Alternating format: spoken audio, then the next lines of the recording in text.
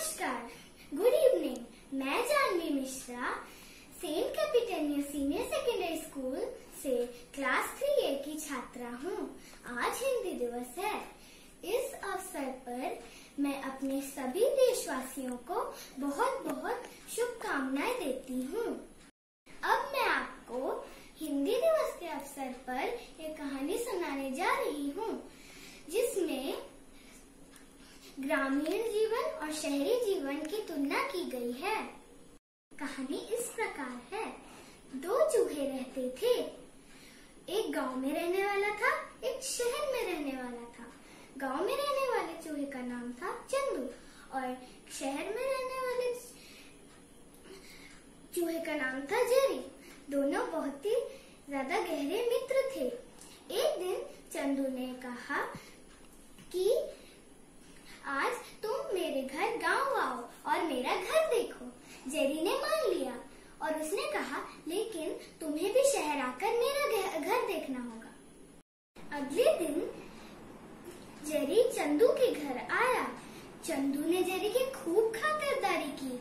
उसने उसे शुद्ध खाना परोसा, दाल, चावल, लस्सी और 7 हरी सब्जियां परोस कर दिखाया।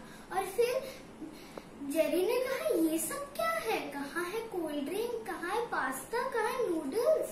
तुम ये सब नहीं खाते। फिर चंदू ने यह कहा कि हम सब ग्रामीण ये सब नहीं खाते, हम सब शुद्ध खाना खाते हैं।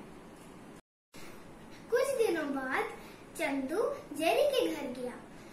चंदू ने कहा, जेरी मैं बहुत दूर से आया हूँ, बहुत भूख लगी है। जेरी ने कहा, ठीक है, मेरे डाइनिंग रूम चलो।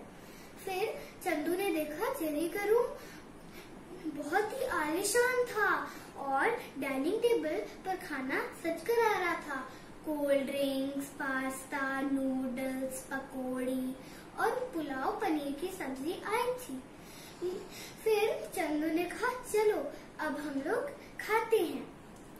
फिर जेरी ने कहा, रुक जा, अभी मेरे मालिक और उनके परिवार आकर खाएंगे।